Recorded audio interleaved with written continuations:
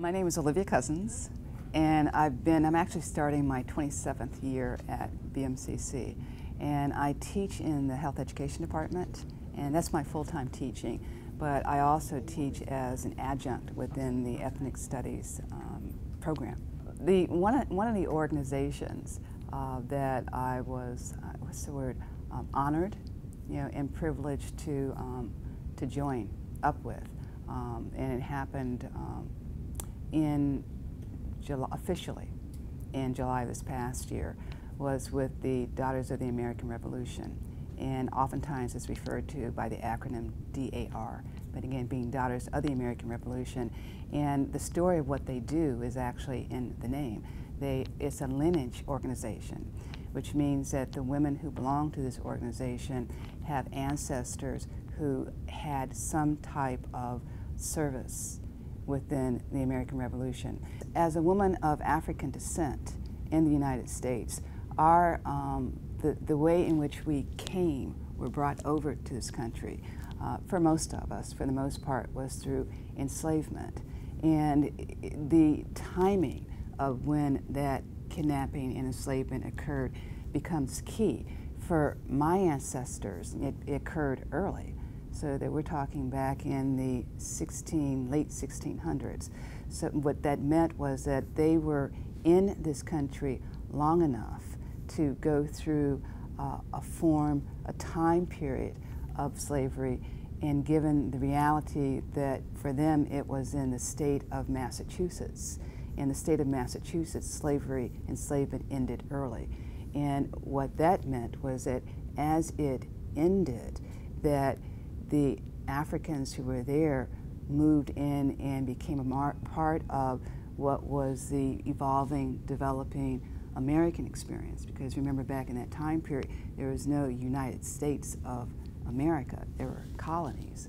One of the reasons why it was the coming into being of this new chapter of the DAR, and the name of the chapter was Increase Carpenter, is that it was founded by Wilhelmina Rhodes Kelley. And what is unique is that she is of African descent.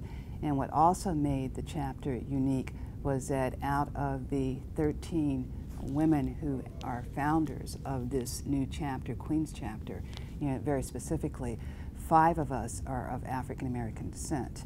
I suspect that there's always a marriage and a connection between those things which we are passionate about and then what we finally teach or decide to go in to teach.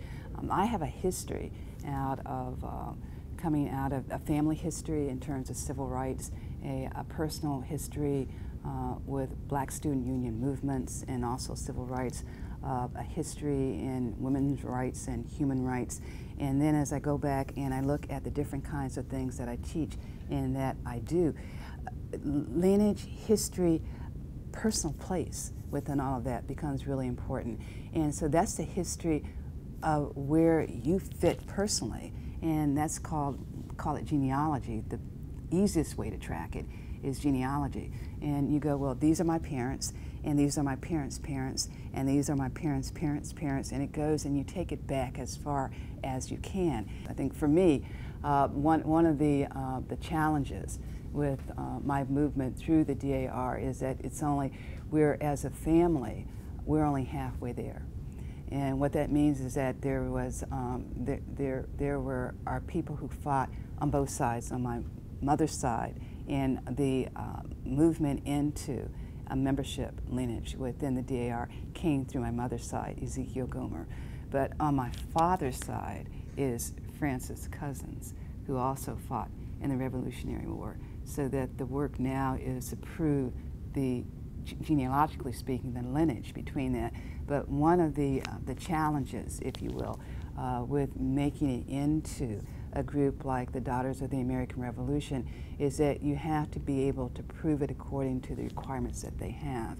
And their requirements have to do with documentation, and it's documentation that in some areas considered to be very strict and exclusive.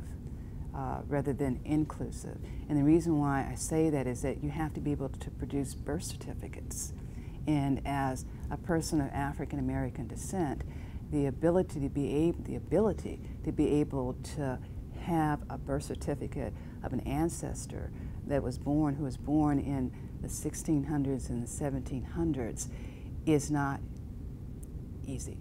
One of the interesting fits, and you just know when things are just in sync, you know, with the timing of my membership with the Daughters of the American Revolution and the work in genealogy, and then because of my training as a medical sociologist with a focus on health, the maternal and child health in particular, I'm real concerned about disease, and I'm concerned about the extent to which disease runs along the genetic line. So that in my world I talk about genetic predisposition. It becomes really, really important to know what the health of your ancestors look like. I think one of the things I want to talk about are the mission and the goals of the DAR, because they're very clear. You know, it has to do with patriotism, it has to do with education, and it has to do with preservation. Those are the three main areas that the DAR focuses on. Preservation of and what? Preservation of its history. You know, its history and what's looking and how that looks at. So that when I teach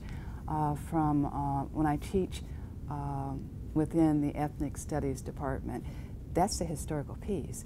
That's the preservation that we're talking about. My own personal experience with that is that I'm the owner, you know, of a national historical site, home in Ohio. That's why I'm in Ohio.